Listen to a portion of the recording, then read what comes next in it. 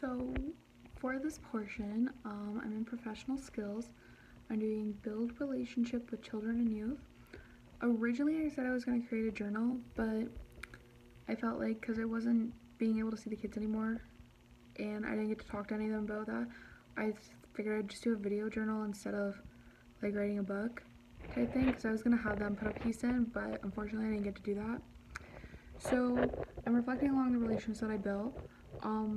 In the beginning, it was rocky because comparing it to my last placement, I was with grade 1 twos who were these sweet little angels like sent from heaven. The biggest behavioral problem we had in our class was one guy who was a pusher, and then I got my whole view switched. So when I found out I was going to my placement, I thought I would be in a normal classroom. I didn't learn it was actually a section 23 until about 2 days before, I want to say. And then even then, I wasn't really prepared to know what it was. So my first day was like awkward. Nobody really spoke to me. One kid actually swore at me. He called me a bunch of names. So I was like really scared on how I was going to make a relationship with these kids. To them, I was just like some outsider, like, you don't know me, you don't know my story type thing. And I was like, I get that, okay. So slowly I learned what the kids were into. A big game that they really use in their class was Prodigy. I know a lot of school boards have it. So it's a math center that they all log into online and they can have like little battles and stuff. So I went home and I created a Prodigy account. I learned how to play it. I did everything I could. So when they were doing math, a lot of times they would say to the other staff, they'd be like, oh, Nikki or Dana or Mr. P, can you battle me? And the one guy had asked me like, hey, can you battle me? And the first day I didn't have that Prodigy account. So like that's what inspired me to go home and make it. So I went home, I made the Prodigy account, and then they asked me, so like just small things like this. And I'm not really good at math, I'll be honest. So they had a really good chance at beating me for majority of it. Like the odd question I would get right, I still don't understand how to play this Prodigy game to save my life. But it was something that we were able to bond over. Especially with the one guy because he really used Prodigy the most. He found it to be the best thing ever. Another game that is really popular amongst the ages from grade 3 to grade 8, I want to say, is Roblox. I don't know how to pronounce it, if it's Roadblocks or Row, but I didn't know this thing even existed until the kids were showing me. So I went home again, I learned some stuff about it, got reading up on it, figuring out what it was so I could have conversations with them because they were telling us all the time when they go home, they would ask their mom or dad for money to put on their Roblox account. They would sit there and play Roblox. The two of the older kids had actually gave each other their cell phone numbers, which later on did not work out for them. But for like in the moment it was great. And they were talking about their Roblox account all the time at their house. They were able to communicate effectively for a few weeks before they couldn't do it anymore.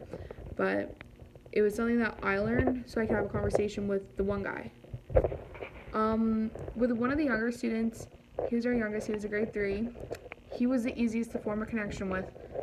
He definitely was very easygoing. He had hardly ever had like hard days for him.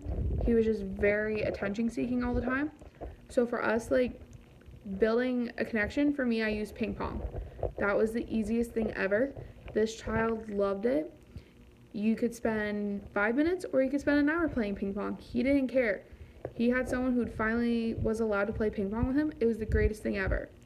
So for that was like a big thing also. Having a ping pong table in our classroom for some reason really helped us because we often got new students. Like from the time I started till the very last day, we had received I want to say 3. I'm trying to think here. 3 brand new students that I can think of off the top of my head. So, and that was just in a short 7 weeks. So for us, ping pong really helped them form friendships. It gave them teaching moments where I honestly knew how to play ping pong, but for this guy here, to help him feel more confident, I played dumb. I was like, how do I serve this thing? Like, what do I do? I've never played this before. So it gave him not only like that moment just to be able to teach someone else and be like, yeah, I've got this cool skill. I know what I'm doing. Like, guys, I showed Alyssa up. But it also gave him the chance to have a one-on-one connection, to be there for him, to show like, hey, you can teach me.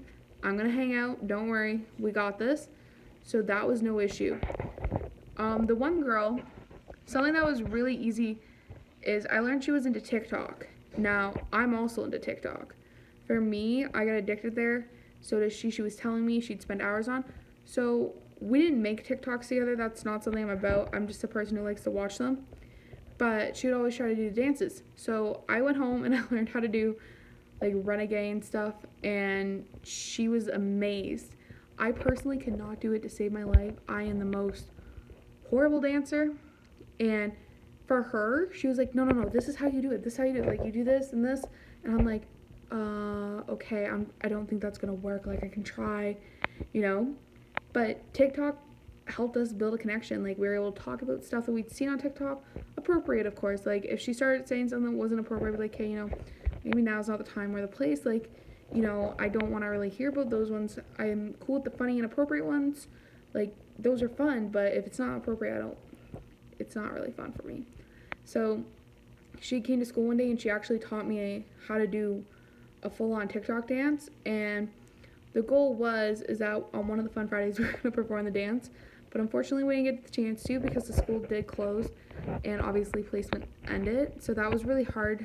I'm not sure how she's going to handle it, if she's going to still do it in front of the class or anything. But I feel really horrible for her. The rest of the students were kids who came very near the end. A lot of them two of them I did a lot of coloring with.